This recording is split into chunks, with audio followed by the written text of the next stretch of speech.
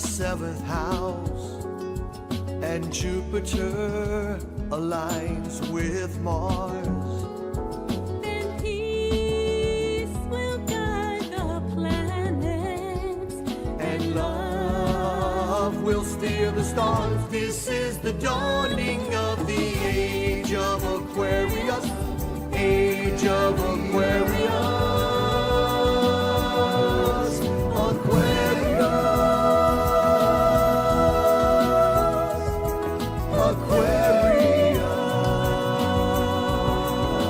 Aquarius. Harmony and understanding, sympathy and trust abounding.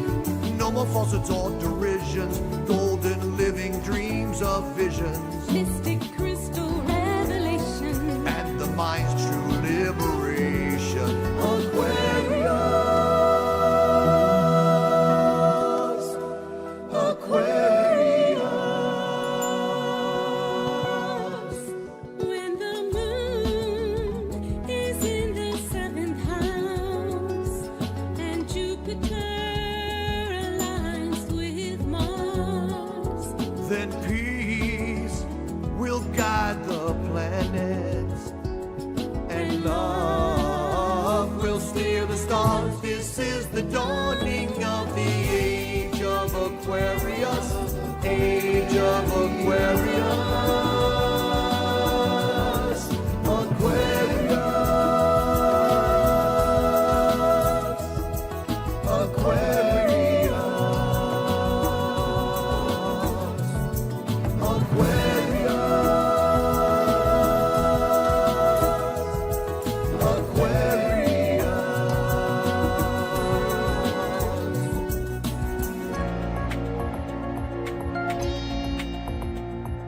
Hey there, people all around the world, men and women, boys and girls. The time has come to occupy. It's much too late to judge and cry. Think about a love revolution, and it's here again. And it's time to let the sun shine in. Come together and sing out strong. Let the sun shine.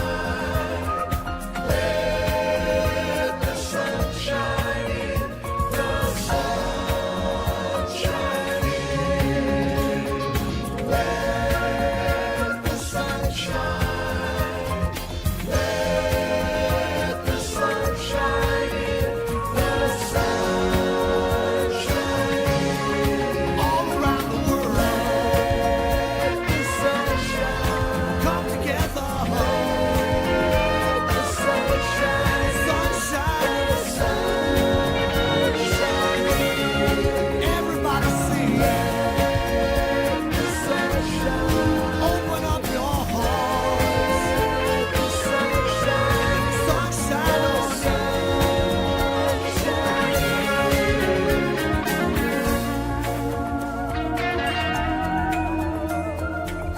Come together and sing out strong for a peaceful planet where we all belong.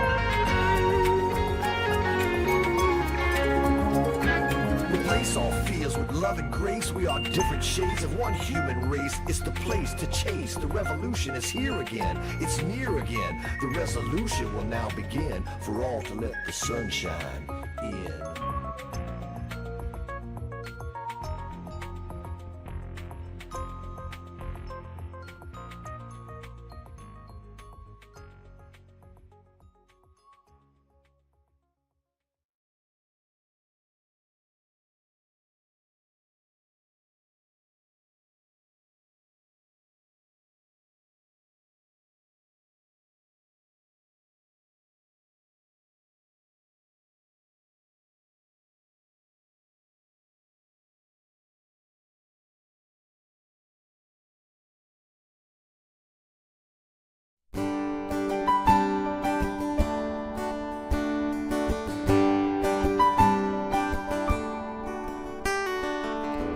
There was a time in my life when I had blurred vision. I wasn't finding peace anywhere, and I certainly wasn't finding truth in religion. So one day I decided that I would sit in the silence in my room. And I vowed that I would stay there until something in me moved, and I heard a voice. It was a still, small voice. And this is what it said. God is here. God is here. No matter where I am, God is here. God is here. God is here. No matter where I am, God is here.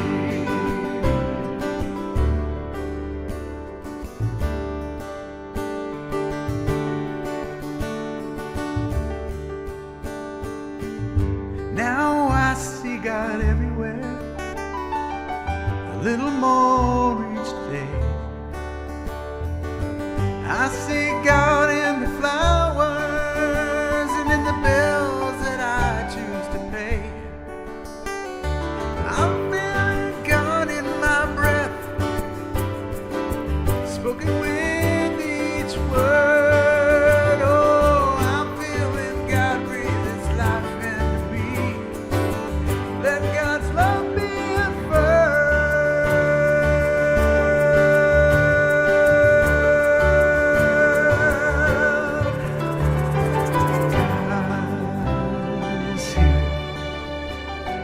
God is here. No matter where I am, God is here. God is here. God is here. No matter where I am, God is here. Well, there once was a wise man, and this is what he said. He said that God is good all of the time, and that's stuck, oh, it's stuck in my head. So I said it as my mantra. Each and every day I said it until I believed it. Now that's my life each and every day. Yes, I finally achieved it.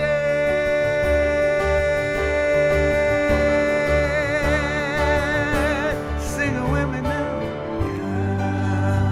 God is here. God is here. No matter where I am, God is here.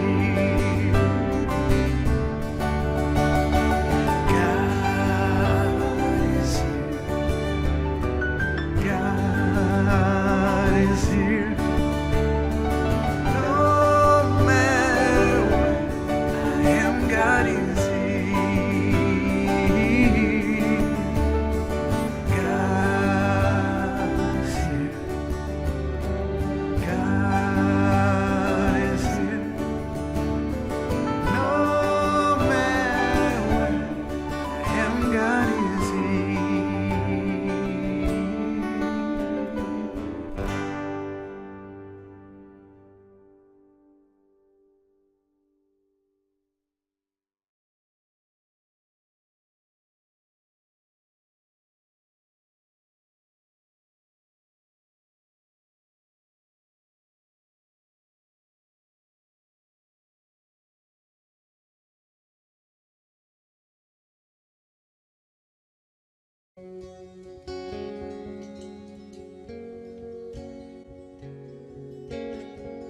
Let's go back, let's go back, let's go back to the beginning. Let's go back, let's go back, let's go back to the first time. 1,000 cups of tea, but not like this one. 1,000 breaths we breathe, but not like this one. 1,000 suns will rise, but not like this one. 1,000 lullabies, but not like this one. Let's go back, let's go back, let's go back to the beginning. Let's go back, let's go back, let's go back to the first time. 1,000 passing smiles, come on, sing it, but not like this one. 1,000 starlit skies, but not like this one. 1,000 words to choose, but not like this one. 1,000 I love yous, but not like this one. Let's go back, let's go back, let's go back to the beginning.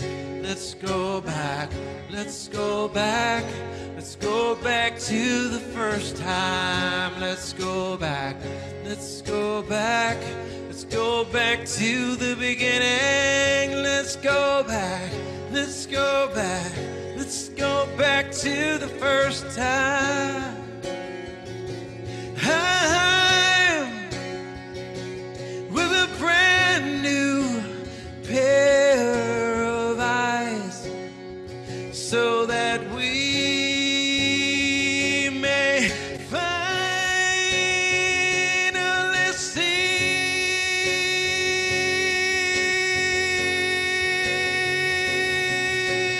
Yeah.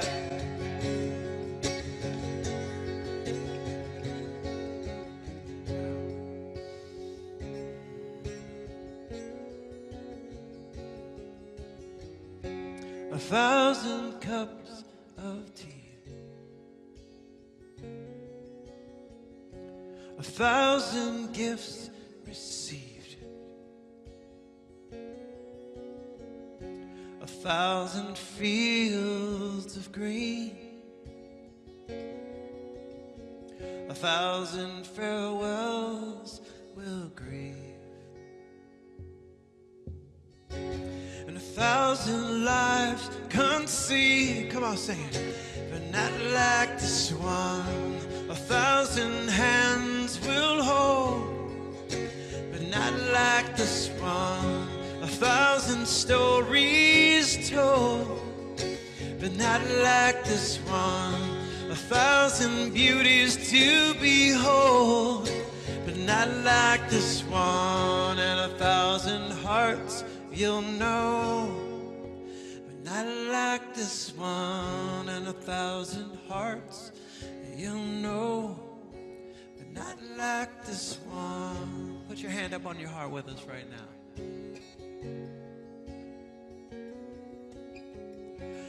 1,000 hearts you'll know, but not like this one. So let's go back, let's go back, let's go back to the beginning.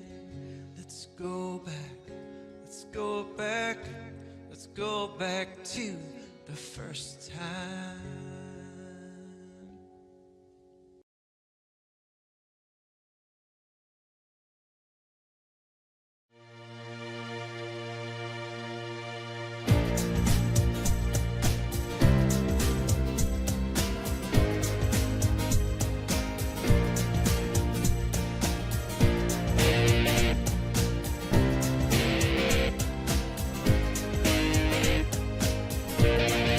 I'm in the right place at the right time. I am just where I'm supposed to be. I'm in the right place at the right time. I am just where I'm supposed to be. I'm in the right place at the right time. I am just where I'm supposed to be. I'm in the right place at the right time. I am just where I'm supposed to be. Oh, my soul is welcome here. Oh, my soul is welcome here. I am getting the message loud and clear. My soul is welcome here. welcome to the People of Diversity Sunday service. We are a multi-faith community, and we believe there are many paths to one divinity. We have 10 different multi-faith speakers, and each week we get a video from one of them on a topic that we have chosen for the 10-week series. We pair that with videos from 10 different musical artists, positive musical artists, and we send all that to Philip. He puts it together and creates a Sunday service. So if you would like to join us in this endeavor, go to www.peopleofdiversity.org and go to the middle of the page and push the donate button. There's a donate button at the top of the page, but it doesn't work. So go to the middle of the page and push the donate button, and we appreciate every donation that we get, whether you set up a tithe or one-time donation, however you want to play, just play. So thank you. So the one at the top of the page doesn't work? Apparently not. No, that's what I heard.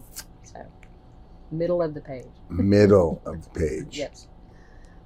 The one at the top is just like a fake. Decoration. Okay. No, I get it. The decoration is important. I'm working on it. Last week we heard from Swami Dumavati and our friends from California, Jason and Heather Powers. This week we'll hear from Miss Lydia out of New York, and a brand new musician, easy for me to say, Justin Turk. Will be joining us for his first time, and I believe one of these songs he wrote specially for the occasion. And next week is our last installment on freedom. It's Rabbi Pat Hickman, and her musical artist will be coming in from Canada. That will be Victor Morgado. And I heard from him a couple of days ago, and he is putting his stuff together and is excited about it. So if you want to get past services, go to the People of Diversity page or group, go into the live section or the video section, and you'll be able to pick up last or past services. Last week's literal service is pinned to the top of the page until the new one premieres. On that Sunday, we switch everything up, but it's there all week long for you to double back on. After the morning service from 11:45 to 12:15, we do a deep dive. In most cases, the speaker joins us when they can. So that's a half an hour for us to hang out. It's a Zoom call. We get to see each other, talk, share, bounce ideas and concepts of what we just saw. It's kind of like that half hour after the service while you're trying to figure out where to go for lunch. It's that moment, except we do it on Zoom. And Reverend Lydia will most likely be there because she joins us for the deep dive even when she's not the one speaking. So yep. I think she will definitely be joining us this week. Second broadcast every Sunday, 5:45. It's the evening service. We pin that to the top of both pages, the page and the group, so that you can double back and see that service.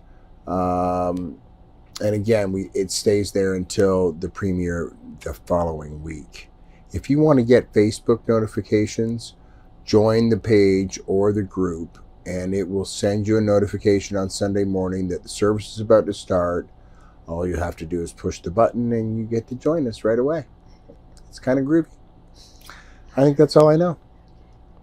Each week we bless a country, and if you have fun facts, personal stories, pictures, whatever from the country that we are blessing next week, send them to the email address below.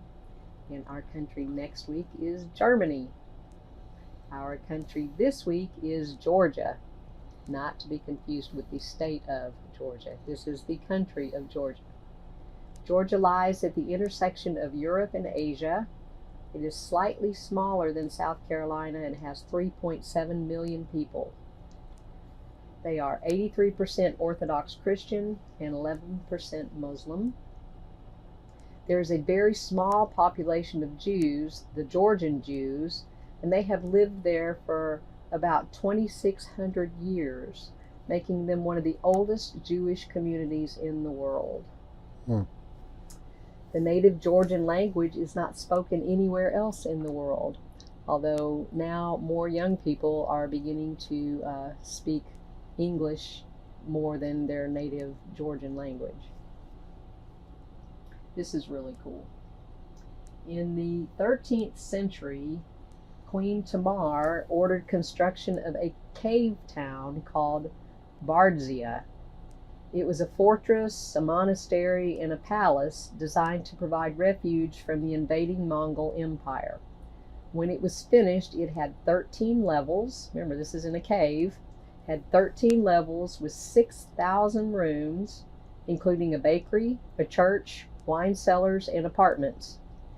In the 14th century, about 2/3 of the city was destroyed by an earthquake, but the rest of it is still intact and is a very popular tourist destination in Georgia.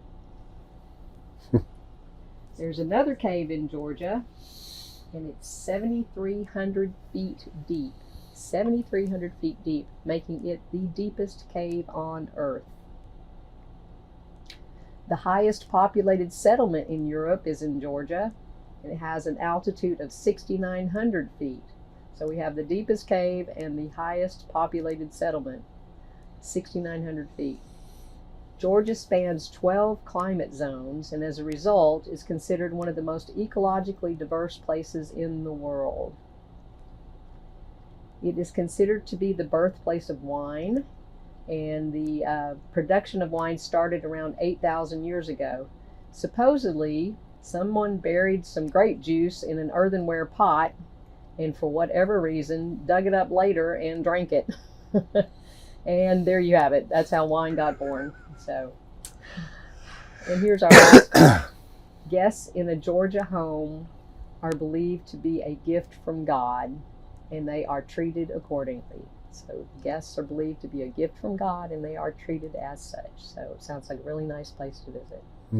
So let's hold the people of Georgia in our hearts, knowing they want the same things in their lives as we do in ours, and we bless them, and we say these words together.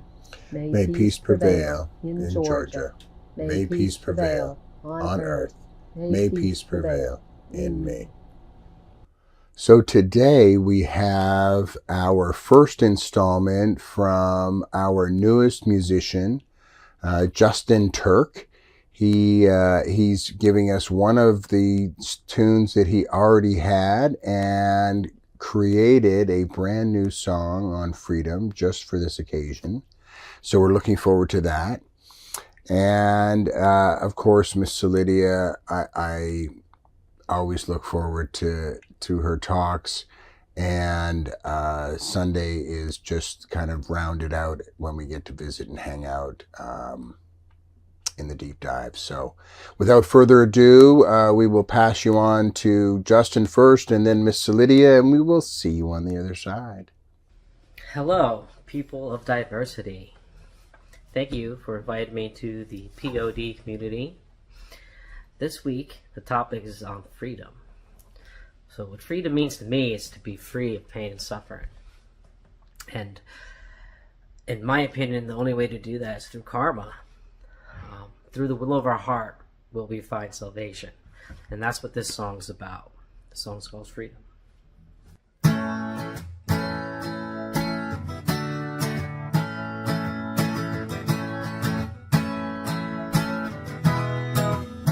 more time.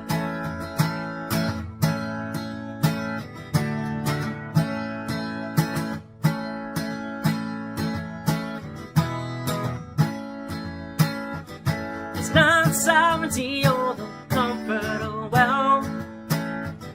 It's in the choices that affect your health. desire, it's time without restraint. Like the letting go is how we liberate. Oh, freedom, what does it mean? Something that won't fall within the air you breathe. Oh, freedom doesn't come for free. Must do the work to claim your liberty. Must do the work to claim your liberty. Emancipation, toil and pain. Self-determination's how we break those chains. Absolute contentment is the key. Through your independence you will surely see. Oh, freedom, and just what that means. Something that went born within the air we breathe. Oh, freedom doesn't come for free.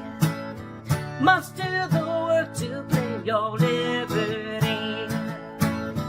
Must do the work to claim your liberty. Must do the work to claim your liberty. Will of your heart is your salvation. Eternity is in your hands. The actions determine your dimension. So make amends. Oh, freedom, what does it mean? Something that we're born with in the air we breathe. Oh, freedom, does it come for free? Must do the work to claim your liberty. Must do the work to claim your liberty. Must do the work to claim your liberty. Good morning, family. Thank you, and thanks to Scott and Becky, we share this precious moment in time once again. This show will air on Sunday, August the 28th, 2022, which is also the 59th anniversary of the National March for Freedom held on Wednesday, August the 28th, 1963 in Washington, D.C. And guess what? I was there. And here I am today, speaking on the subject series of freedom.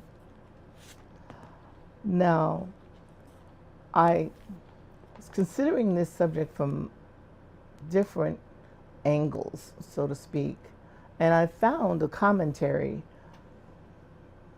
by the American founders. And what it says, A New Order for the Ages.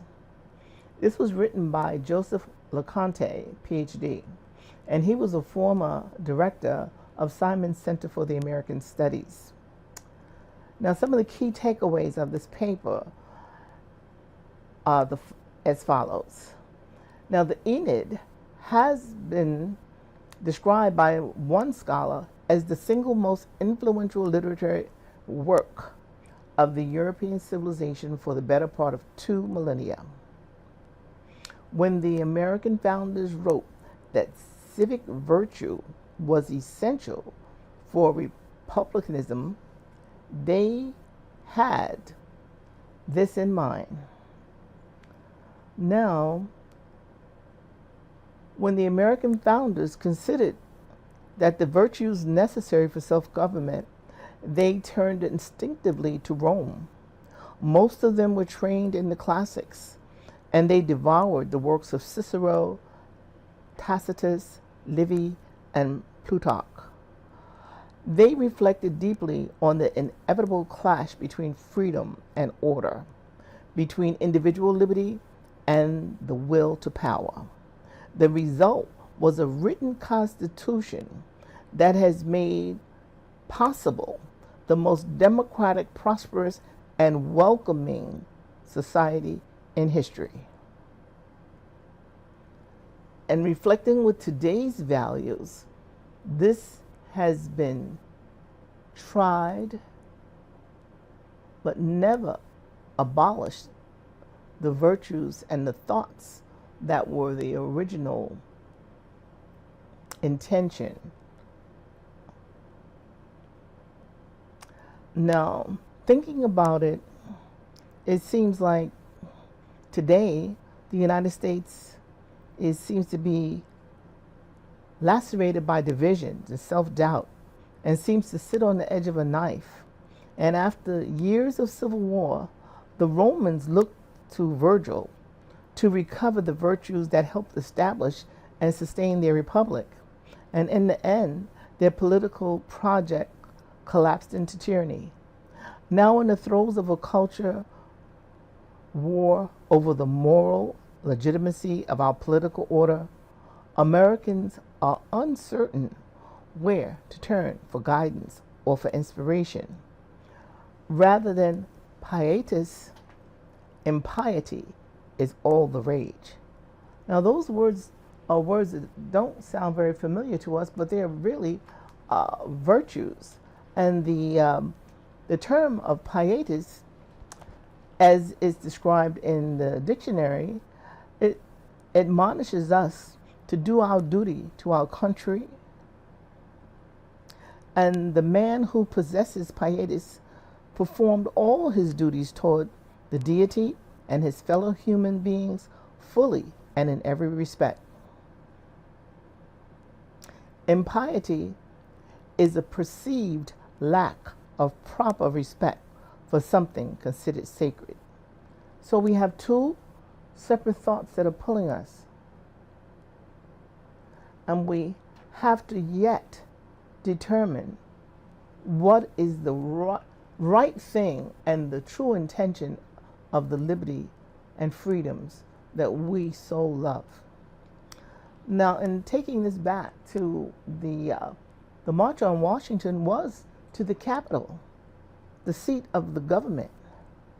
And civil rights differ from civil liberties, which are specific freedoms of all citizens as listed and ensured in a binding document, such as the U.S. Bill of Rights, and interpreted by the courts.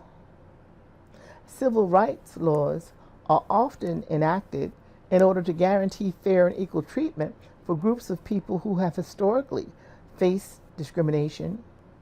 In the United States, for example, several civil rights laws focus on the protected classes of people who share characteristics such as race, gender, age, disability, or sexual orientation. Now, coming away from the thought of civil rights versus civil liberties, let's consider what are the freedoms. Is the civil rights are often confused with civil liberties. And we have to understand these differences in order for us to really make this society one that's of harmonious interaction. And we must abolish hatred, unbiased hatred of people who you perceive to be different than yourself. Now, in contrast to, there is also natural rights, in which people acquire rights inherently, perhaps from God or nature. Civil rights must be given and guaranteed by the power of the state, as in a written constitution. And as such, civil rights tend to differ greatly over time, culture, and form of government, and tend to follow societal trends that condone or abhor particular types of discrimination. Civil rights politics in the United States is rooted in the social and political marginalization of black Americans beginning from the time of our enslavement in this country. And though the enslavement was abolished and formerly enslaved persons were officially granted political rights after the Civil War, people of color continue to be systematically disenfranchised and excluded from public life. So as we face a moral high road and the entire culture is deciding where they should land and trying to determine what route they're going to take, where would we turn? Where should we turn? And I say that brings us right back to the subject that we have on hand today, freedom. Now, as a follower of the Christ, we would say, what would Jesus say and do in a situation such as this? And from the Bible and from other books that I have encountered, I find that there's many beautiful passages that pertain to Jesus' thought.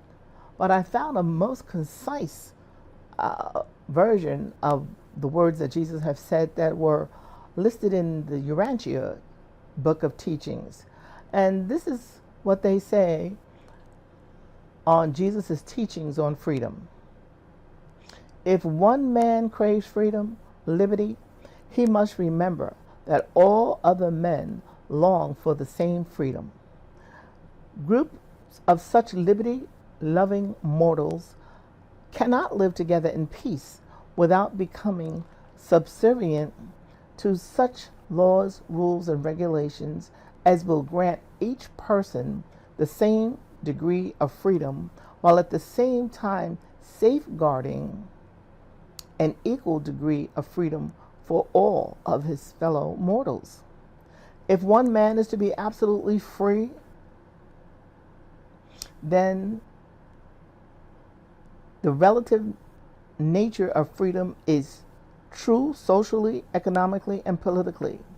Freedom is the gift of a civilization made possible by the enforcement of law, L-A-W.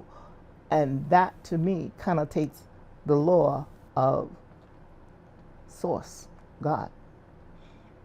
Now, James Zebedee had asked the Master Jesus, how shall we learn to see alike and thereby enjoy more harmony among ourselves?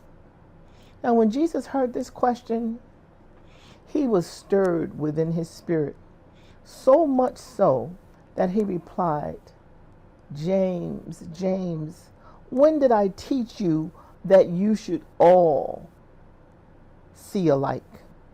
I have come into the world to proclaim spiritual liberty, to the end that mortals may be empowered to live individual lives of originality and freedom before God. I do not desire that social harmony and fraternal peace shall be purchased by the sacrifice of free personality and spiritual originality. What I require of you, my apostles, is spirit unity. And that you can experience in the joy of your united dedication to the wholehearted doing of the will of my Father in heaven. You do not have to see alike or feel alike or even think alike in order spiritually to be alike.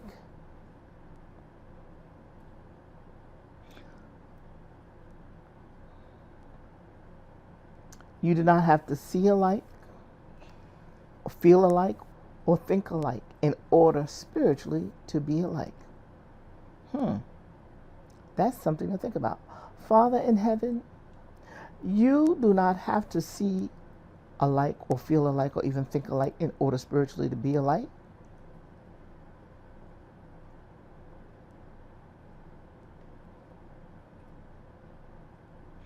Spirituality and spiritual unity is derived from the consciousness that each of you is indwelt, increasingly dominated by the spirit gift of the Heavenly Father. Your apostolic harmony must grow out of the fact that the spirit hope of the spirit gift of the Heavenly Father, your apostolic harmony must grow out of the fact that the spirit hope of each of you is identical in origin, nature, and destiny. That's from the Rancher book, chapter 141, page 141, and chapter 5, verse 1. So then the Master portrayed that the Father in heaven, after man discerns this spiritual freedom, wills that his children on earth should begin that eternal ascent of the paradise career, which consists in the creature's conscious response to the divine urge of the indwelling spirit to find the Creator, to know God, and to seek to become like Him. As Jesus mingled with the people, they found Him entirely free from superstitions, the superstitions of that day, and He was free from religious prejudices. He was never intolerant. He had nothing in His heart resembling social antagonism. While He complied with the good in the religion of His fathers, He did not hesitate to disregard man-made traditions of superstition and bondage. He dared to teach that catastrophes of nature, accidents of time, and other calamitous happenings are not visitations of divine judgments or mysterious dispensations of providence. He denounced slavish devotion to meaningless ceremonials and exposed the fallacy of materialistic worship. He boldly proclaimed man's spiritual freedom and dared to teach that mortals of the flesh are indeed and in truth sons of the living God. While the religion of authority may impart a present feeling of settled security, you pay for such a transient satisfaction the price of the loss of your spiritual freedom and religious liberty. My Father does not require of you, as the price of entering the heaven of kingdom, that you should force yourself to subscribe to a belief in things which are spiritually repugnant, unholy, and untruthful. It is not required of you that your own sense of mercy, justice, and truth should be outraged by submission to an outworn system of religious forms and ceremonies. The religion of the Spirit leaves you forever free to follow the truth wherever the leadings of the Spirit may take you. And who can judge? Perhaps this Spirit may have something to impart to this generation which other generations have refused to hear. Now, moving forward, there is more, and I will give you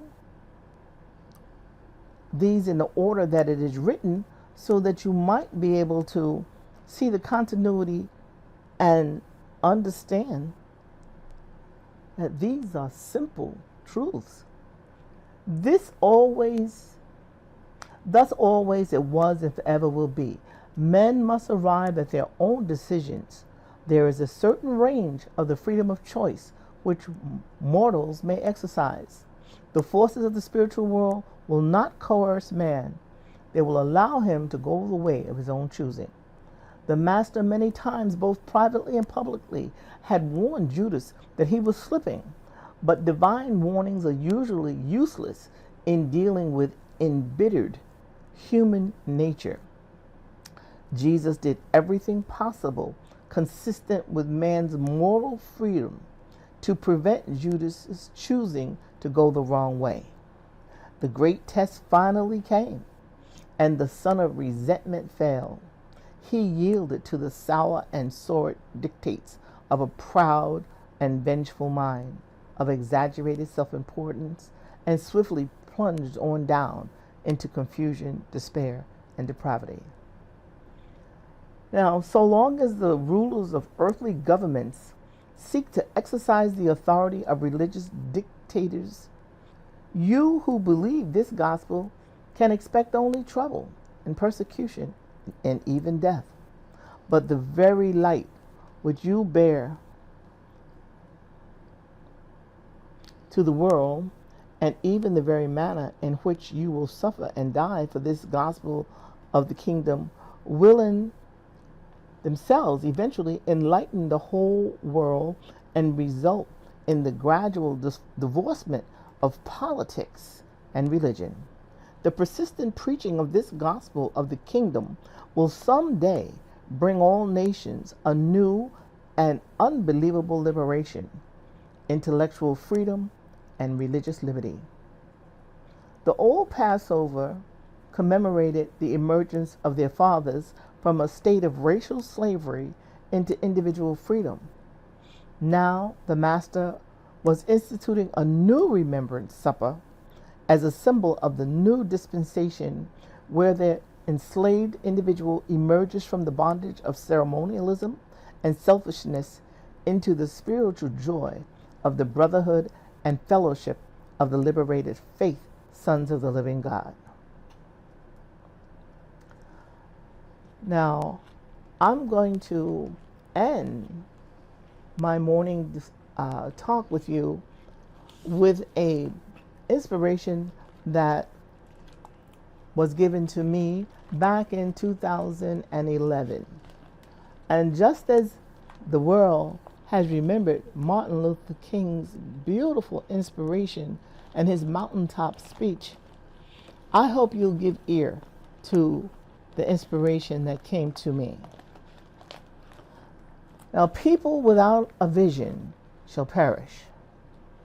So hold fast to the ideal shown to your grandparents and parents. Catch the vision they sought to see. They sought to see the Word in the flesh, the Christ living in their flesh, and their children, and their children's children. You. Time is gone. Now is all there is or ever was. Take the baton of truth that was given to them and run with all diligence this, your leg of the race of life. Heed my command and look within. Learn of me. Ask of me. I will open your heart, your eyes, and ears, that you may live, move, and have your being in the oneness of you and me. Rejoice. Be happy. Be grateful. Be courageous. Be blessed. Be free. The truth is, I am you. And wherever you are, I am. And so it is. And I humbly submit this to you this day. Thank you.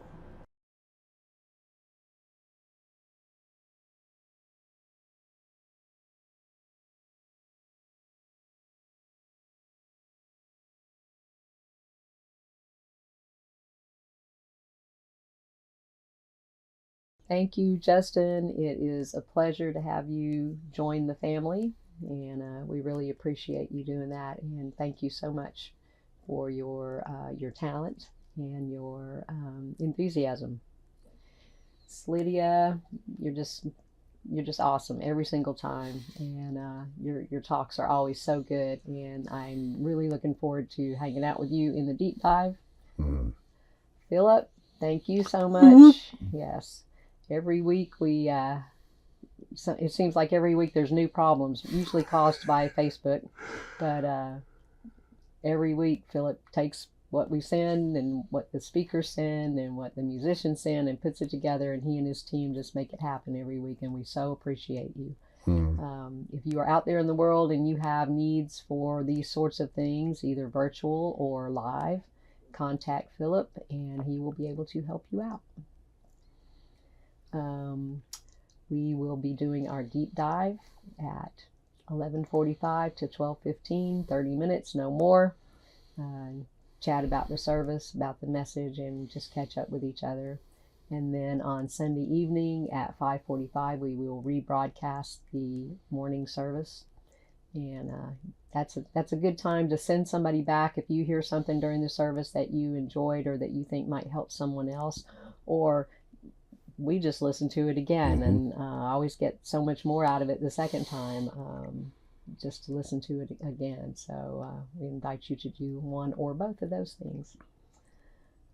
Next week, we will be finishing up Freedom, and our speaker will be one of my faves, Rabbi Pat Hickman, and her musical guest will be Victor Morgado. www.peopleofdiversity.org.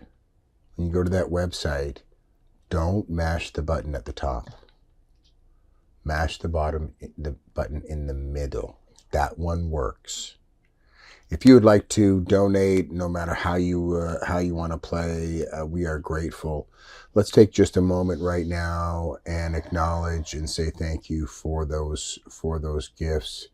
Spirit, thank you for all of it, for the opportunity to be here, to put on a Sunday service, to have all of these amazing people come together from all over North America, literally, to really come together and put together this rather unique service. And to all of those who financially support us, we are so grateful.